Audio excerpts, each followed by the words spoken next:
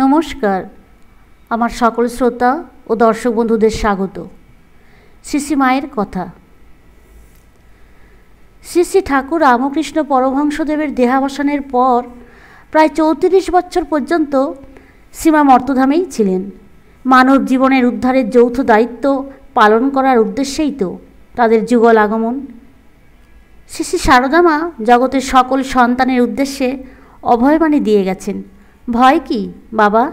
সর্বদাত্তরে জানবে যে ঠাকুর তোমাদের পেছনে আছেন, আমি রয়েছি। আমি মা থাকতে তোমাদের ভয় কি?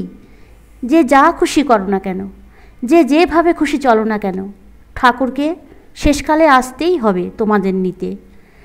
যে যেভাবে খুশি চলো না কেন বলতে শ্রীমা বোঝাতে চেয়েছেন, যার যতটুকু শক্তি, যতটুকু সামর্থ্য, সে তার মতো করেই ঠাকুরকে তার অন্তরে স্থাপন করবেন।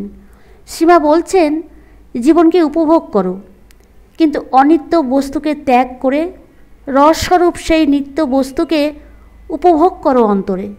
ত্যাগের মধ্যে দিয়েই আত্মজ্ঞানকে তুষ্ট করো। আত্মজ্ঞান তুষ্ট হলেই দেখতে পাবে যে এই জগৎ সংসার ব্রহ্মের দ্বারাই আবৃত।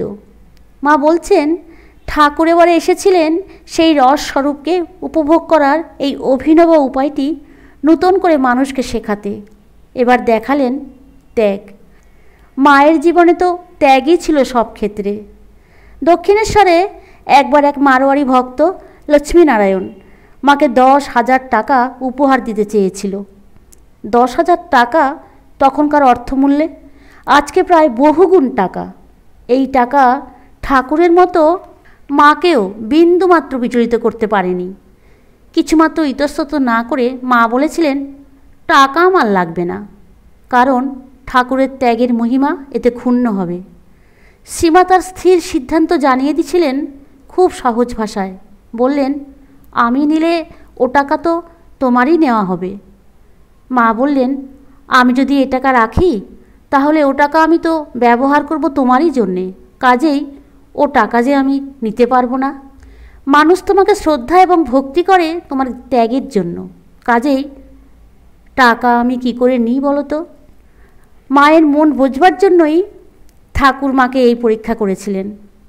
এই ঘটনায় ঠাকুরের সাথে সাথে মায়ের ত্যাগের মহিমা আমাদের সকলকে মুগ্ধ করে।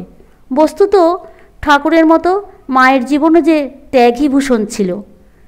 তিনি তো ত্যাগ সম্রাট, ঠাকুরের যথার্থ সহধর্মিণী, ত্যাগ সাম্রাজ্ঞী।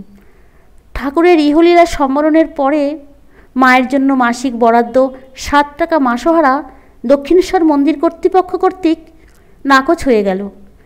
এই নিয়ে অনেকেই রুষ্ট হয়ে মায়ের কাছে বলায় মা বললেন, অমন ঠাকুরই আর থাকলেন না, ও টাকা নিয়ে আমি আর কি করব, টাকা গেছে যাক।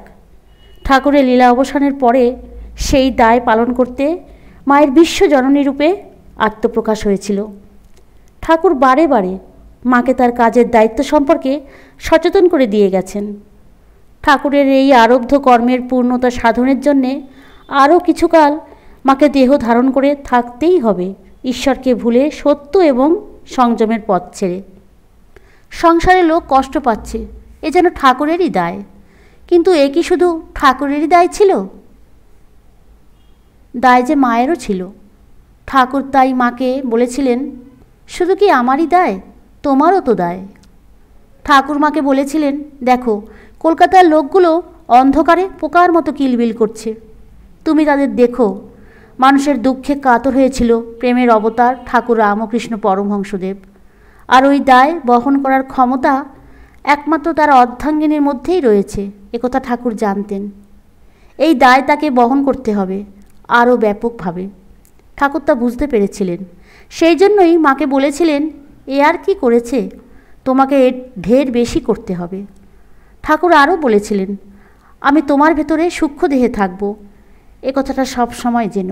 ঠাকুর মাকে আশ্বস্ত করে বলেছিলেন, জানবে যারা তোমার কাছে আসবে তোমার পদে আশ্রিত হবে, আমি শেষকালে এসে তাদের হাতে ধরে নিয়ে যাব, তুমি কোনো চিন্তা করো না। আর্থিক সমস্যা যত তীব্রই হোক না কেন, মা তার সন্তানদের উদ্দেশ্যে বলেছিলেন, কারো কাছে কিচ্ছু চেয়েও না, নিজের বাপ মায়ের কাছেও না, স্বামীর কাছেও না, ঠাকুরের কাছে চেয়েও, কারণ তিনি যখন দেবেন তখন তা রাখবার যে জায়গা পাবে না। নাট্যকার গিরিশচন্দ্র ঘোষের সমস্ত সংশয় মোচন করে মা দৃপ্ত কণ্ঠে বলেছিলেন, আমি সত্যিকারের মা, গুরুপত্নী নই, পাতানো মা নই, কথার কথা মা নই, আমি সত্য জননী। কেবল ইহজনমের মা নই, আমি তোমাদের জন্ম জন্মান্তরের মা। ঠাকুরমাকে বলেছিলেন, তুমি মনে ত্যাগ করো। আর মা তার জীবন দিয়ে আমাদের শিক্ষা দিয়ে গিয়েছেন। মা বলেছেন, তোমরা সংসারে শান্তি পাবে তখনই যখন তোমরা সর্বদা ত্যাগী থাকবে, অনাসক্ত থাকবে আর নির্লিপ্ত থাকবে। আমাদের জীবনের মূল সমস্যা হলো আমাদের চাহিদা পূরণ না হওয়া। আমাদের চাহিদা যত বেশি হবে, আমাদের চাহিদা পূরণ না হওয়ায় আমাদের মনের মধ্যে আক্ষেপও তত বেশি হবে। আমরা অশান্তিতে পূর্ণ হয়ে থাকব। আমরা যারা সংসারী, তাদের তো সংসারের ভোগ বাসনা থাকবেই। তাই মা বলেছেন, সংসারী মানুষদের ভোগ বাসনা বর্জন করা অত সহজ নয়, তা করারও কোনো দরকার নেই। তাই মা বলেছেন, তোমরা এক কাজ করবে, বাসনার মোড় ফিরিয়ে তাকে ভগবতমুখী করে নিতে পারো। কামিনী কাঞ্চনের দাস আমিকে ঈশ্বরের দাসে যদি রূপান্তরিত করতে পারো, তবেই তো তোমাদের মনে আর অশান্তি থাকবে না। মা তার জীবন দিয়ে আমাদের শিক্ষা দিয়ে গেছেন। সংসার করতে হয় কর্তৃত্বের সমস্ত অভিমানকে ছেড়ে দিয়ে, শূন্য হয়ে। ঈশ্বরের পাদপদ্মে মনটিকে রাখতে হয়, আর সংসারের কাজ করতে হয় ঈশ্বরের সেবা করা ভেবে।